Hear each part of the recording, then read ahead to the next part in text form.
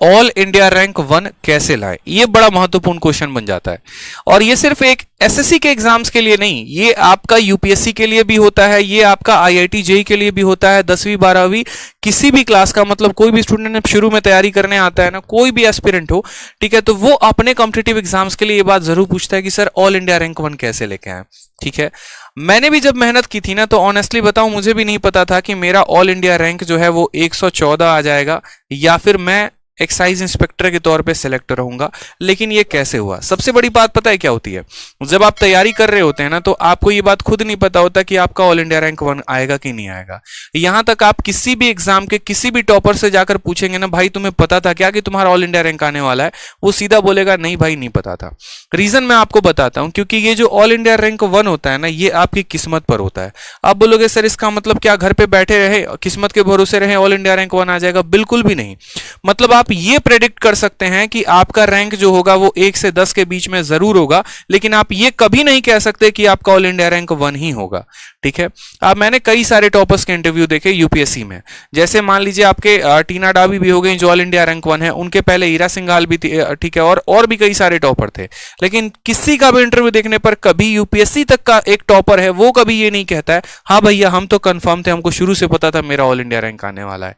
SSC में भी आप किसी भी टॉपर का इंटरव्यू देख लीजिए ना, वो कभी नहीं बोलेगा अरे हमको तो कंफर्म पता था कि मेरा ऑल इंडिया रैंक आने वाला है। किसी को ऑल इंडिया रैंक 1 के बारे में पता नहीं होता। ये जो ऑल इंडिया रैंक 1 आता है ना, ये आपके एक तरीके से किस्मत के ऊपर होता है। हाँ, आप ये जरूर कर सकते हैं कि आप मेहनत ज्यादा करें।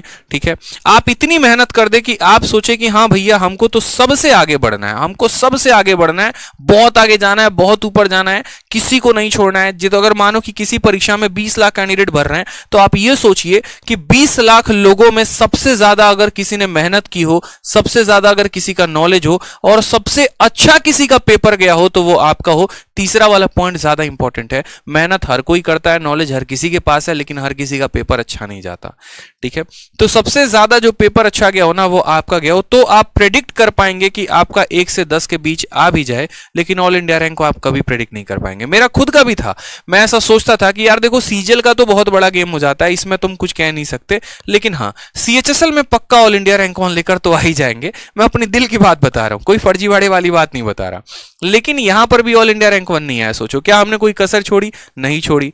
मैथ में 50 में 50 हमारे थे, इंग्लिश में 50 में 50 हमारे थे, रीजनिंग में हमारे 50 में 50 थे, जीएस में हमारा 35 था, उसके अलावा हमारा डिस्क्रिप्टिव में 76 था, तब भी ऑल इंडिया रैंक 1 नहीं आया। सोचो इतना टफ कंपटीशन हो गया है कि इसके बाद भी ऑल इंडिया रैंक 114 आया। यानी मेरे से भी 113 लोग ज्यादा आगे थे जिनका स्कोर इससे भी और बेहतरीन था। तो कभी भी आप यहां पर अपने आप को एक्सपेक्ट ही नहीं कर सकते जनाब, ठीक है, कि आपको ऑल इंडिया रैंक आने वाला है।